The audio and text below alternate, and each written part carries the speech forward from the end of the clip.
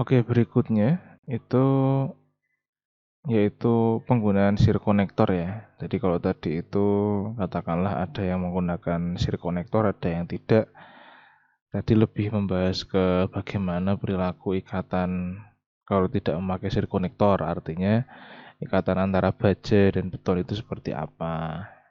Kalau pakai seperti apa, kalau tidak seperti apa. Nah, kemudian sekarang apabila memakai sir konektor, nah yang paling banyak tipe yang dipakai adalah yang tipe headed stud ini ya.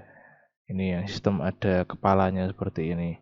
Seperti di gambar ini. Nah, ini untuk diameternya itu ada beberapa macam ya. Dari mulai 13 mili sampai 25 mili. Kemudian panjangnya juga mulai dari 65 mili sampai 150 mili.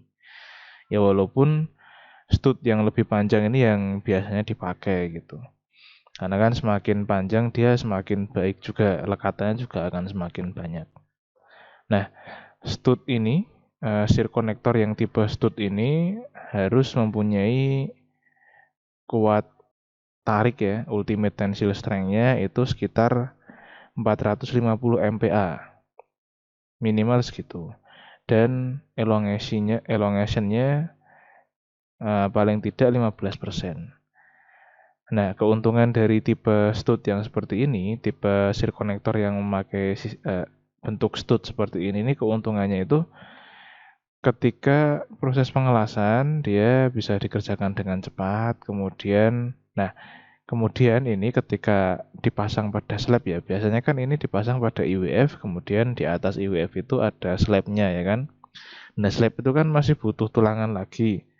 Nah, kalau memakai sistem stud seperti ini dia tidak banyak mengganggu pemasangan tulangannya gitu. Jadi minim minim gangguan lah untuk pemasangan tulangan slabnya gitu. Kemudian masalah kekuatan sama saja, dia tetap kuat dan kaku dan bisa menahan gesernya. Malahan dia bisa menahan gesernya di semua arah karena dia lingkaran kan.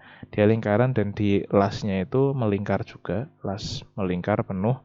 Jadi selama dia di las melingkar, maka dia bisa menahan shear-nya itu all direction.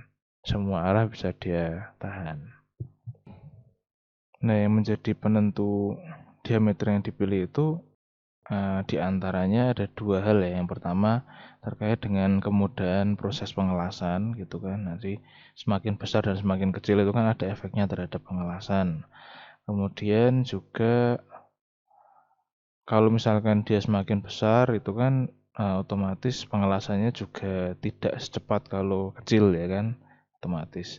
Nah, selain itu juga ini ada efek dari tebal pelat di mana tebal flanknya di mana si stud ini menempel gitu. Jadi kalau itu apa namanya flanknya itu tebal, otomatis diameter studnya pun harus mengikuti, tidak boleh terlalu signifikan bedanya.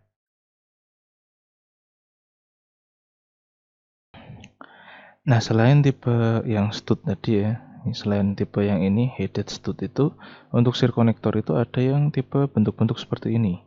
Jadi yang pertama ada yang bentuknya bar konektor ya, yang with hoops.